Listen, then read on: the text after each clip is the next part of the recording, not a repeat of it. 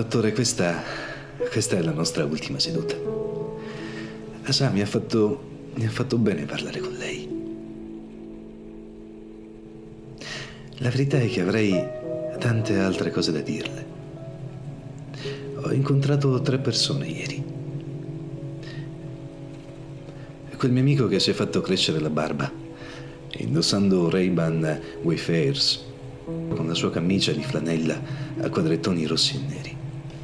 Sta tutto il giorno ad ascoltare i Beach House, Neutral Milk Hotel, Wilco, e che è perennemente malinconico e alla ricerca di un modo per fuggire dalle omologazioni quotidiane. Poi ho conosciuto una ragazza che fa la scrittrice.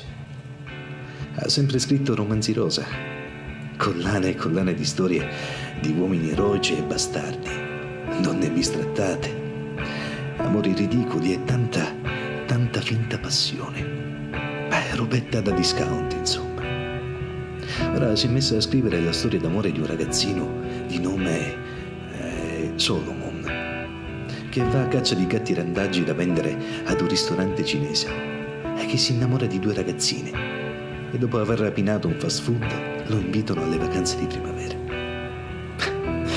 Sì, lo so a cosa sta pensando. È un po' grottesca come storia, ma al momento funziona. I commenti che ho ricevuto sono tutti positivi. A proposito di fast food, l'altro pomeriggio ho incontrato un tizio con il quale anni fa fece un corso di cucina. Ora scrive per una website di cucina. È un food blogger. Sa che le dico? Noi andiamo avanti grazie ai commenti. Se ci pensa, siamo inondati di blog, articoli, notizie, video e foto, dove tutti ci chiedono di commentare, di esprimere un parere. E alla fine questo macchinismo perverso ti porta volente o nolente ad esprimere un'opinione, anche se non hai nulla da dire.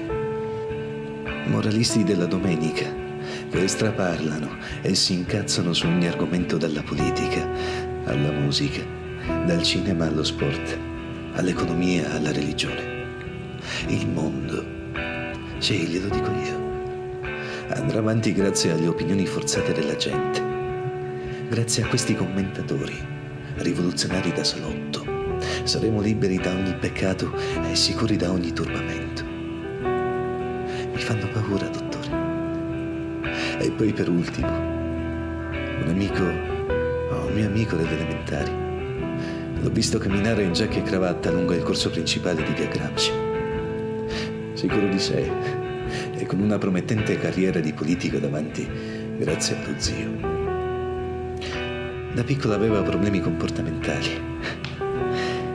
Dava pugni a tutti, ai muri, sui banchi, alla maestra, addirittura anche alle mie compagne. Sapesse quanti pugni ho preso. Una volta ad un amico mio ficcò la testa dentro il lavandino, iniziando a tempestarlo di pugni sulla schiena. E poi finì. Mi guardò e sorrise. Mi disse: se non l'avessi fatto io, non l'avrebbe fatto nessuno. Dobbiamo darci una mossa e non restare fermi. Fu espulso per una settimana, ma non servì a nulla. È stato sempre un tipo irascibile. Pensavo facesse una brutta fine, invece eccolo là, a camminare fiero ed orgoglioso. E chissà cosa avrà pensato. Perché gli ho parlato di queste persone? Glielo spiego io. Sono stato anni a cercare di osservare la gente, catalogarla, omologarla, estrapolare da essa ogni difetto e criticarla. Criticarla, sì, criticarla. Per sentirmi bene con me stesso, per avere successo. Cultura, arroganza e poche difficoltà. E alla fine mi rendo conto di non saper comunicare. Ho passato così tanto tempo a conoscere la gente. E alla fine l'unica persona che non sono mai riuscito a capire sono io. Per questo sono venuto qui a parlarne con lei. Un uomo che parla da solo e dice cose sensate non è più pazzo di un uomo che non parla da solo, ma che quando parla dice cose insensate.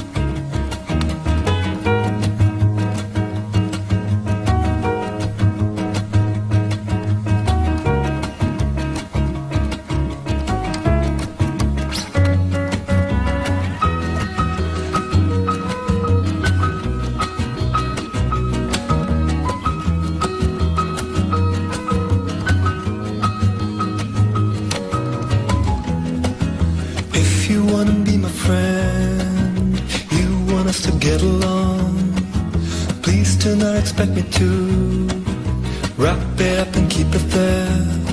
The observation I'm doing could easily be understood.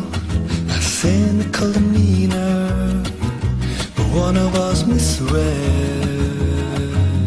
What do you know? It happened again.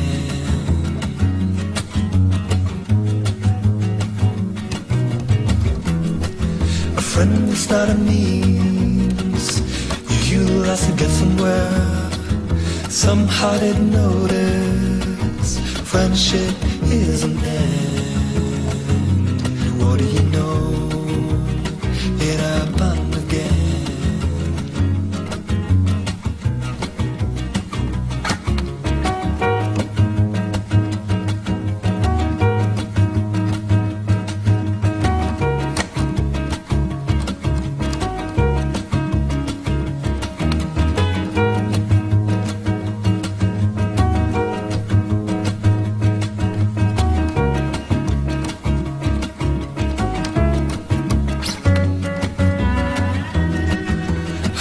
No one told me all throughout history the loneliest people were the ones who always spoke the truth, the ones who made a difference by withstanding indifference.